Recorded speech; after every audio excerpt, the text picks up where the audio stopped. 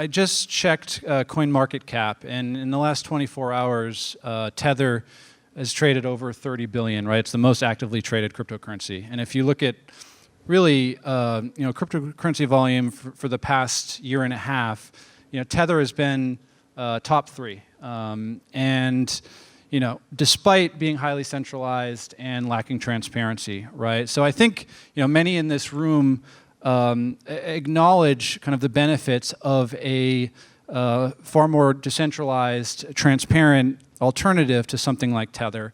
But in terms of volume right now, we're still a ways away from that, right? So talk a little bit about your perspective on kind of DAI related to something like Tether, and what gets you, potentially where Tether is one day.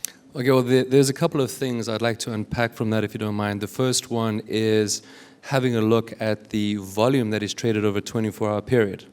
An interesting thing to note is if you have a token with a market cap of, let's say, 100 million, and the daily volume traded is in a multiple of that, it generally is really a bit of a cause for concern, rather pause for concern, as you got to think about it in terms of normal stocks. I mean, imagine if the entire market cap of Walmart was traded in one day.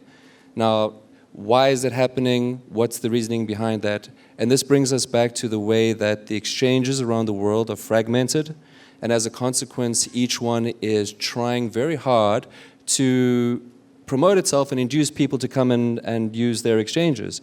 And without their knowing, or maybe intentionally, there are folks that provide a service that try to help increase volumes on these exchanges.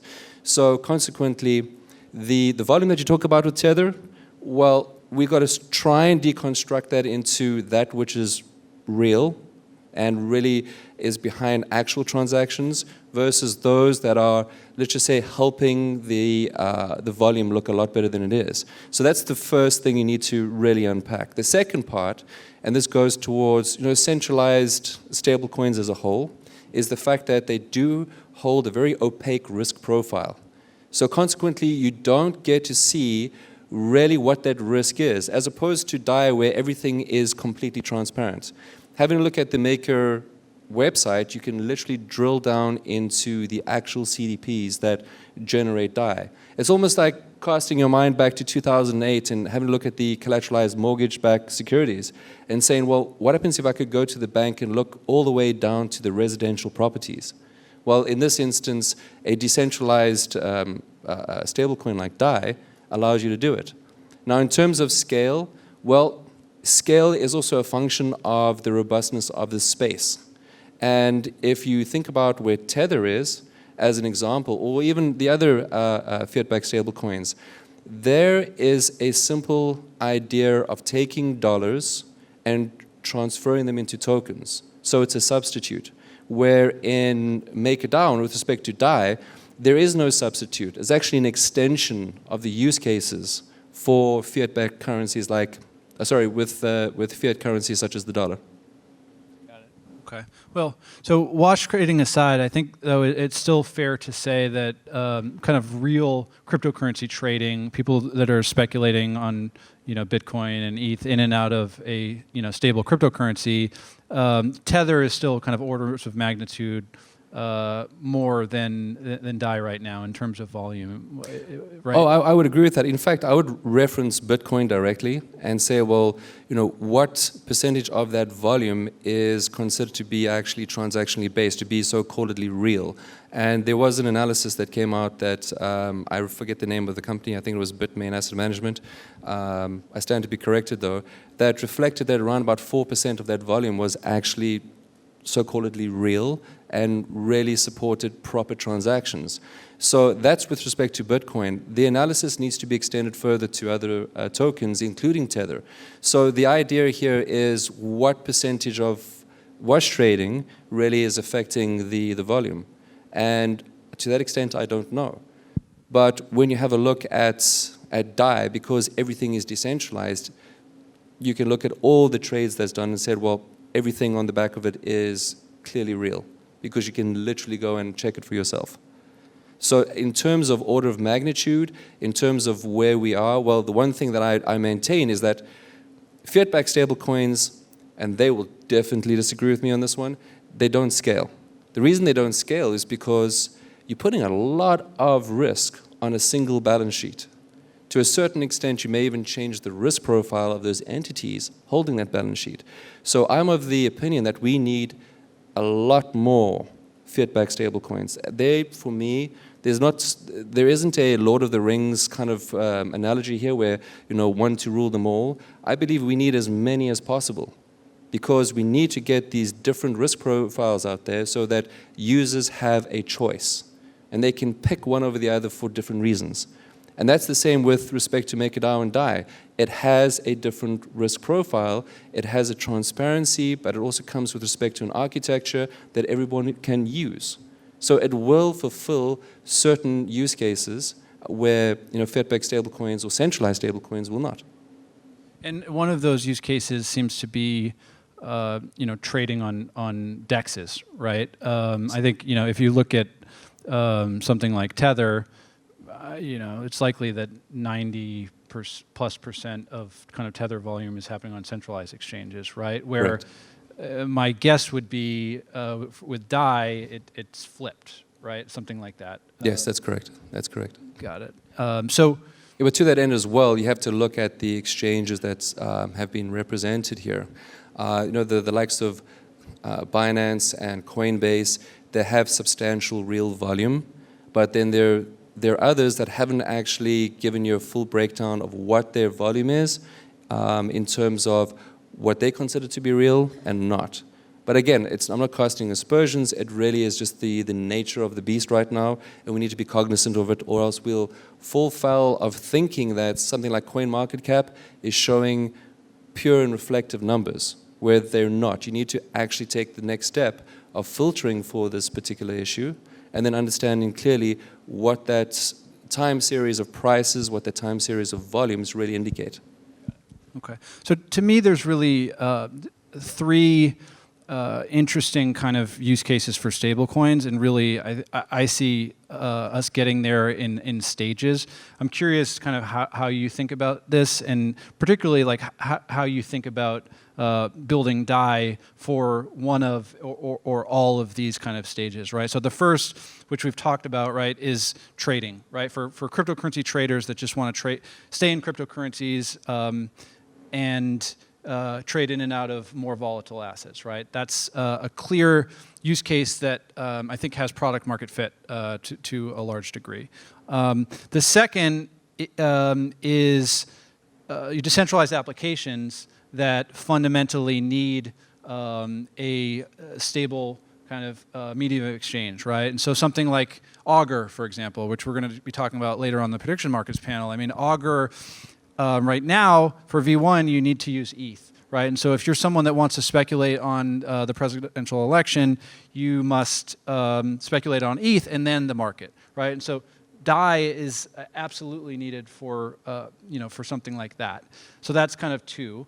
And then three is more kind of this pure medium exchange. I mean, what got me excited about stablecoins to begin with was in 2013 when I was at Coinbase and I convinced a online jeweler to accept Bitcoin. I purchased my wife's engagement ring with Bitcoin, right? And it was the worst financial decision I've ever made, right? So medium exchange is kind of this last use case that still feels to me far out, but I'm curious kind of your thoughts on these use cases and particularly how you think about building DAI for all of or maybe one initially. Well, I must comment that your purchase of the engagement ring was the first sense of creating a stable store of value. That sort of increased nicely, so congratulations. Thank you. The second component is first understanding that MakerDAO does, to a certain extent, represent the DeFi space.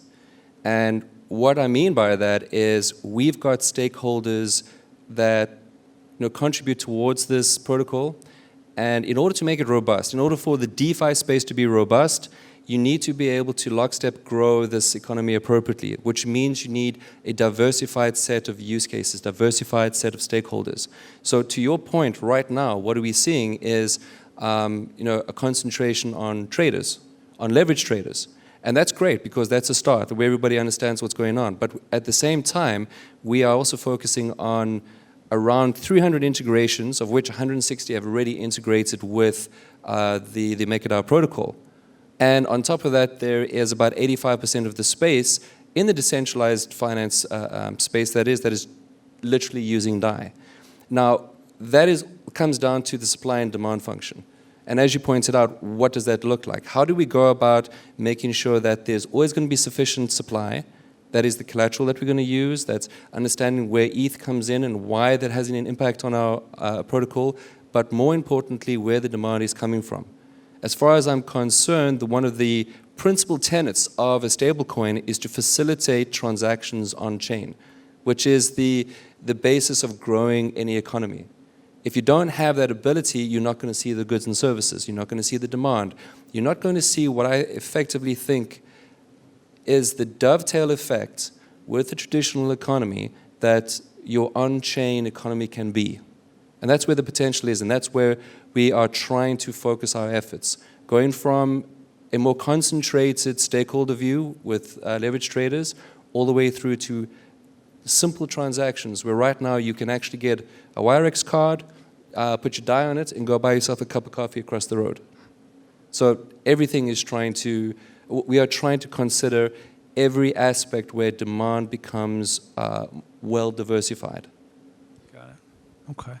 Shifting gears a little bit, there's a lot of kind of different interesting directions to take the discussion around MakerDAO. But when you and I met last year, when you first joined MakerDAO, one of the things I was really excited about is you came from kind of outside the crypto world, right? And you have a more traditional financial perspective. And I've personally found that most of those types of people were mainly just interested in kind of the get-rich-quick aspect of the space and didn't really kind of dive in deep. Mm-hmm. But out of anyone that I've really met, I mean, you've been someone that's kind of just dove in really deep in a lot of different aspects of the space. But one of them that I think is particularly important for MakerDAO, right, is kind of organizational structure and governance, right? And so you joined as kind of president and COO. And I'm curious, just the general state of kind of MakerDAO as a decentralized organization, right? And how has it gone, kind of managing a foundation, but also having this kind of this decentralized organization of stakeholders. Talk a little bit about just the general approach that you've taken since you've joined.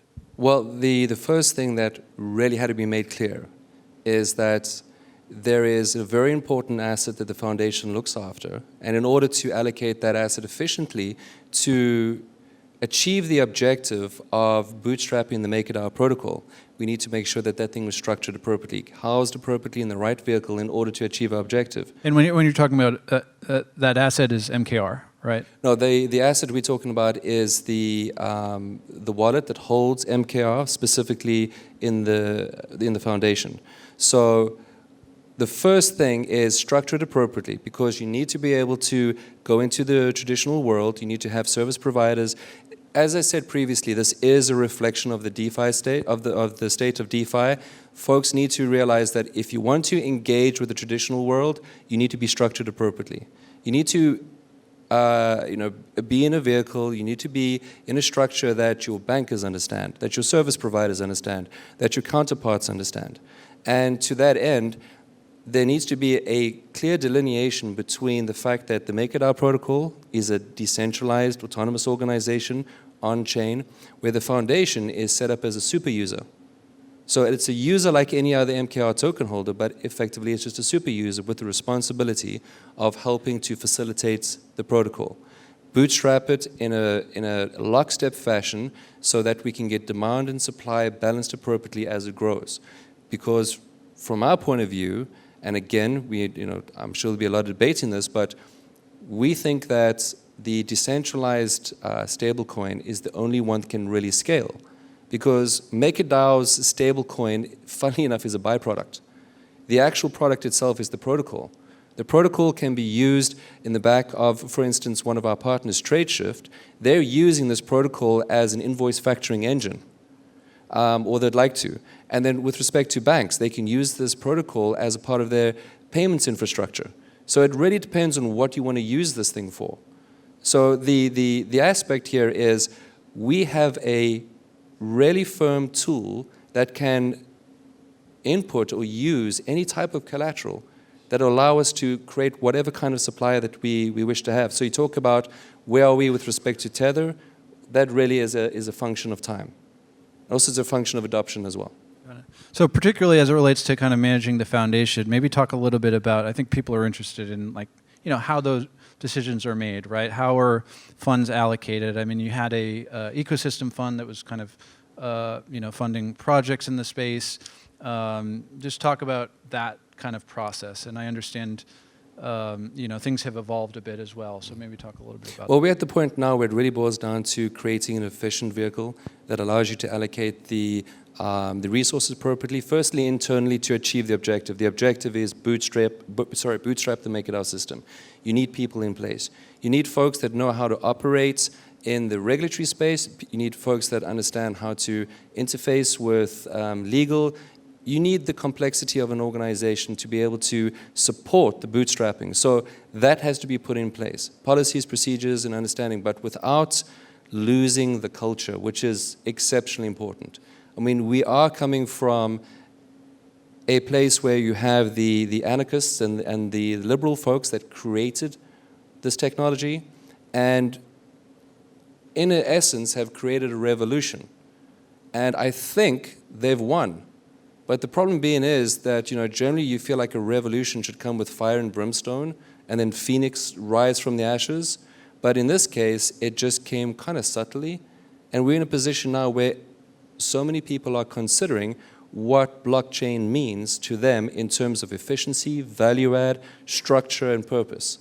And when I say purpose, I'm talking about not just corporate, but social, environmental responsibility as well. This broader aspect has to be considered and captured within these vehicles, and noting very clearly that these vehicles are just simply tools. So that is what we recognize, and I think is a reflection of the DeFi space as a whole. That yes, there's philosophy, there is a deep sense of where this thing is going, but you've got to use the vehicle to get you there. Especially if you want to integrate with all your stakeholders, including one of the most important stakeholders being the regulators. Got it. Okay, we've only got a couple more minutes. I want to kind of get to a bit of on the product side. I mean, there's obviously kind of a lot of excitement around multi-collateral DAI and the DAI savings rate. So talk a little bit about kind of that and how you see that as important to the growth of MakerDAO. Okay, so the easiest way to start is think about security tokens. Security tokens is a representation of an asset that everyone is effectively used to. But with respect to the MakerDAO protocol, we're going to start up with multi-collateral DAI focused on ERC20 tokens. So what is currently available? You go to Etherscan, go look at the top 20 tokens, and you've got a very good idea of what might be included. Now, as a consequence, that's just the starting point. That's just getting us from a debt ceiling of where we are now of about 100 million to maybe 200 million. It's a very simple starting point. But what really, is the basis of this is to try and create those tokens that reflect real assets where there is a dynamic ecosystem around it. It's important to add collateral that comes with the demand and supply function attached to it, because that is what will grow the decentralized landscape quickly. If you forget about both sides of the equation, you might find yourself in a situation where you are constantly struggling to control the system as a whole. And you don't want to do that. All you need to do is just consider the fact that this is a part of that dovetail economy from the traditional world. So multi-collateral is on the supply side, right? But supply side really has not been a major issue, no. Right? I mean, there's clearly a lot of interest from people that want to speculate on yes. ETH to create CDPs, right? On the demand side, I personally think the DAI savings rate is interesting and exciting. And so will the DAI savings rate be implemented in conjunction with the, kind of the launch of multi-collateral, or and how do you view that as kind of also important for well, it's important because it really is a part of the demand function. As you pointed out, obviously you need the supply and demand side. Creating an equilibrium is essential. So the first easy step towards understanding what that demand function looks like is providing a type of rate where you get rewarded for staking your DAI. So the DAI savings rate is a very good component of that. But what is essential is really the transactional ability with DAI. So integrating partners, making sure that with Collateral, but also with partners that want to join and use the MakerDAO protocol, they do bring the demand with them. So we have a diversified use case of DAI as opposed to what we have now, which is a slightly concentrated case with respect to leveraged traders. And just to anticipate a further question, what's interesting is that the discount that you previously saw where DAI was trading to $1 is reflective of that regime. And as a consequence, you may find that if we don't control for demand appropriately and it takes over supply, we may find that $1.03 may be the next regime, until eventually we get to a point where it actually gets to be a very robust protocol. All right. Well, I wish we could talk longer, but that's about all the time we got. So thanks very much, Steven. No, thank you very much.